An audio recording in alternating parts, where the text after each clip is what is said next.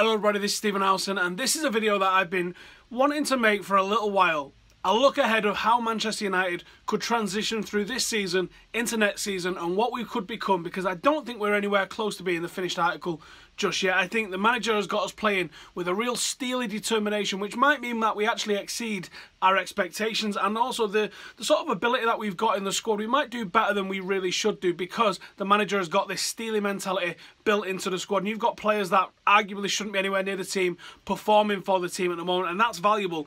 We saw this for Alex Ferguson, especially in that last season, that 2013 season, that we was coming from behind so much in games because we had the mentality that we thought we was never beaten. I think that's what Jose Mourinho is putting into Manchester United at the moment. Now, the title of this video is The Evolution of Manchester United, Griezmann and the Spanish Exodus. And I don't say that lightly. It's been something that I've been sort of toying with since the middle of the summer. It was the title of a podcast that I did with Adam. It was something that I sort of touched upon over the last week or so. I'm convinced that this is happening. I am convinced that Ander Herrera is going to leave because he's not signing a new deal. I think United will cash in on him in the summer. Juan Mata has not signed a new deal. The fact that they're best friends makes me think that both of those are going to be going back to Spain. The guy that I'm not sure on, I've always had this sort of feeling that Big Dave wants to go to Spain at some point, and the fact that he's resisted like at least 2 attempts from Real Madrid. Well, he's not really resisted. He agreed to go one, and a blocked email file stopped it actually happening. The fact that that's always going to be on the cards makes me think that we could actually see that little Spanish clique all move from Manchester United together. Now, is that a disaster? Yes, because of the goalkeeper situation. I think Ander Herrera can be replaced. I think Juan Mata, although he's very effective in the team at the moment, I think he deserves and has earned his first team spot, and I think he's probably making himself almost undroppable at the moment. I think that we could improve upon him. Can we improve upon David De Gea? Not really.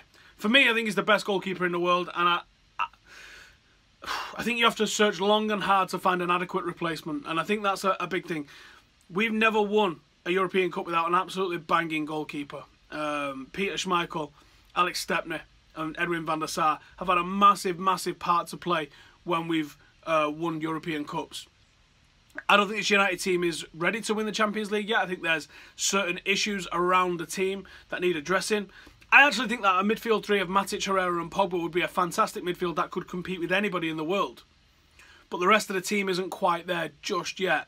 Anthony Martial's form on that left-hand side, on that left-wing position, the competition that he's having with Marcus Rashford, the way that they both sort of dovetail each other really nicely. One comes off the bench and scores after the others soften him up for the entire game. I think is really interesting, and I think that's pushing both players to be better. That sort of competition is not a bad thing if the players have got the right mentality. As I said, I think Jose Mourinho's really put a good mentality into this side at the moment, and obviously that's only a positive thing for us. Now, the Spanish Exodus then. How is this going to play out? How is this going to work? As I said, I think Ander Herrera is definitely going to be one of the guys that gets moved on. I think Juan Mata is going to be allowed to leave. And I think if Juan Mata is allowed to leave, it's because United have tied up this Griezmann saga, this Griezmann transfer. I'm pretty sure Griezmann was on his way to Manchester United in the summer. I think everybody would be well aware of that. The new deal getting signed and all the rest of that. This is the last time play that we're going to be in for Griezmann. But I was in Bilbao a couple of weeks ago, or last week even, and I managed to watch Griezmann, and I really watched Griezmann. Statman Dave did an excellent video scouting just Griezmann. That was what he did while we was there. I just sort of watched it, and I did other stuff while I was there, and I didn't really record anything while I was in the ground. I just sort of enjoyed the game. But the one thing that really stood out to me was the difference between Athletic Bilbao and Atletico Madrid was one thing, was one man, and that was Antoine Griezmann. His movement was utterly ridiculous. Now, you would see him on the right wing, you would see him alongside the number 9, you would see him on the left wing, you would see him drop into that number 10 space, and I was watching it thinking, if Lukaku's number 9 then, you've got Mkhitaryan in and around that number 10 spot, and you've got Griezmann literally just slotting in. I mean, if you think of along the back four, you've literally got him swapping in here, in here, in here, in here, and in around here. That's an absolute nightmare to pick up. An absolute nightmare. You've got to mark Lukaku tight. You've got to mark Mkhitaryan tight. You can't allow Griezmann to do what he wants. And then you throw into the mix an in-form Anthony Martial as well, and that is a forward four capable of winning you titles. Now, the question mark United would have then, as a starting 11 at least, is if Ander Herrera's gone, is Pogba and Matic enough? I think it might be. I would prefer if we had another Ander Herrera style player in there. I mean, Ander Herrera himself would do for me. Not going to be used every game, but someone with that little bit more grit, that little bit more bite, that little bit more something. Is Timothy Fosu-Mensah there yet? I don't think he is, sadly. Certainly not to that first team calm, intelligent level that you see from Ander Herrera, who knows when. Can he do the job that Ander Herrera did on Hazard? That's the question that we have to ask. If we come up against Real Madrid, can we stick him on Modric? Can we allow him to do that sort of job? Can Fosu-Mensah do that job? Ability-wise, yes. Experience, game-wise, he's not there yet. And I'm not sure he's going to get that game time with Mourinho. And I think the more people are seeing him as a right-back and a centre-half, the less likely that we're ever going to see that from him is. But Antoine Griezmann with Manchester United in that forward lineup, Matic and Pogba in behind, if we keep hold of David De Gea, we've then got the basis of a very good team.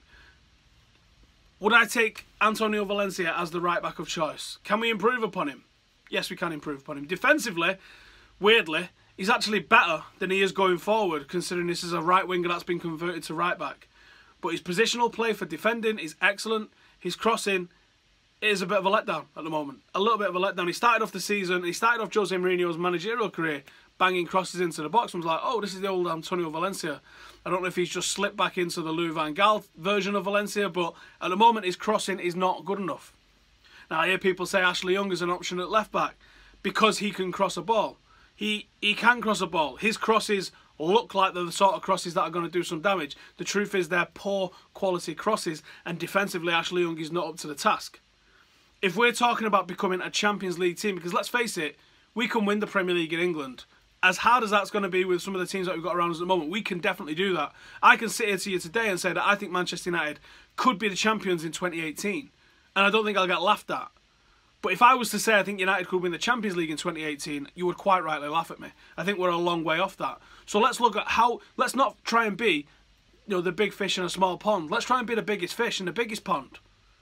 How do we get to Real Madrid's level? How do we get to Bayern Munich's level? I think Real Madrid and Bayern Munich have got a lot of strength in depth throughout their team. They've got a lot of world-class players on the bench. But our starting 11's not even there yet, so we can't even look at the bench for us at the moment. We have got some good players to come in off the bench, but how do we fix that defence? Who are the players that we need to be looking at? Because I think as good as Bailly is, we still need somebody alongside him. Howard is going to Juventus for 10 million was absolutely ridiculous. How we didn't jump on that one, I don't know. Right back wise, I don't know. I don't know what right backs are out there. I certainly don't think there's anyone at the club that's able to step in there and do it at the moment. Left back wise, I'd love to see Luke Shaw get that run in the first team to see what he's capable of doing. He hasn't looked great in the under-23s at the moment, but you know what? Phil Jones did not look good in the under-23s towards the end of last season and has really stepped up to the plate this season. He's now got a knock. Is this the return of the Phil Jones that we all feared? I hope not. Left back, centre half, right back. We get those, as well as Antoine Griezmann. And I think Manchester United are going to be an absolute nightmare for everybody in Europe.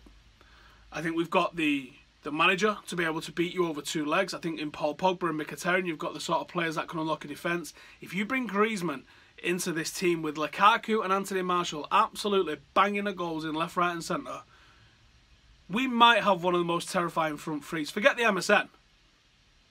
Doing it in Spain. You've got a set of two absolute massive lads and then someone with Griezmann who's probably the best finisher, in my eyes at least, in world football. I've never seen Griezmann smash a ball. Every single goal that he scores is a pass. Martial's actually quite similar. He doesn't usually smash it. He likes to pass it. I think that's an excellent trait.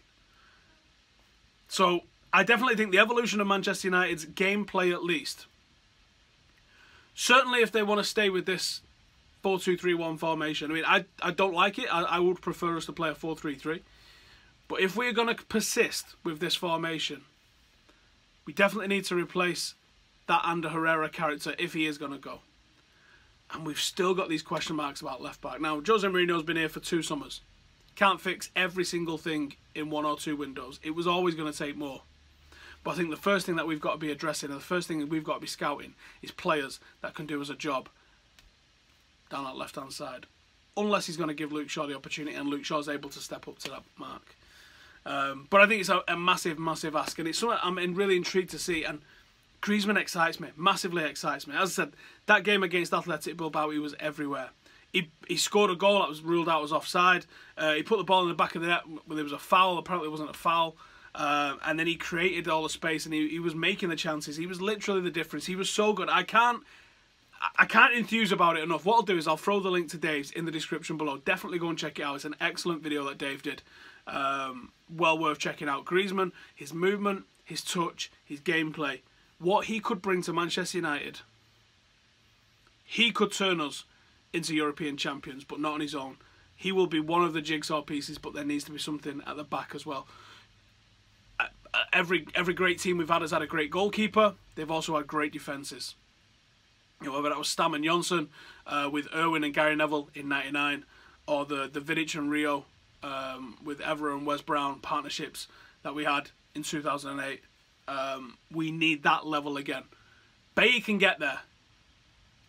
I'm not sure Phil Jones can get there, so I think we still have some work to do. Can Tuanzebe be that guy? A little bit young to really say that at the moment, but ability-wise, there's not many better natural defenders, certainly in English football.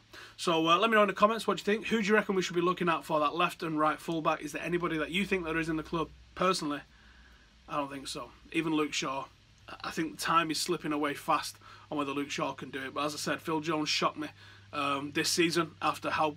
Phil Jones looked like the second or third best under-23s defender last season. So anything is possible, I guess. Right, I'm going to be placing some bets this weekend with Quiff. These are the bets that I am going to be placing, so make sure to check it out. The link is in the description below, and you can come and join us. What Quiff does is they randomly turbocharge some of your ACCAs and some of your bets as well. It's like random acts of kindness. You might see in the adverts that they've got on TV. It's a really good, easy to use app. To use the ACCA section, I don't usually place just single bets. To use the ACCA, make sure you press the little rocket. That turns on the accumulator mode. Select all the bets that you want. Bang a couple of quid on it and see if you can win this weekend. I won a couple of grand the other week, and I've won absolutely nothing since. But I wouldn't have won a couple of grand if they didn't turbocharge it up for me. It was like 360 odd to 1, to 5 even. They turbo boosted it up to 400 to 1. A cheeky little fiver on the German league. Won us 2 grand. Happy days. So this is what I'm going for this weekend. Some big odds on that one. If you want to join in as well, let me know. Hit me up on Twitter and see how you get on. And that'll do for this weekend. My performance analysis, pre-game performance analysis for United and Crystal Palace is either going to be very late tonight or first thing in the morning, so make sure you check that one out. Thank you for watching. Subscribe if you're new around here. We are on the march for 50k.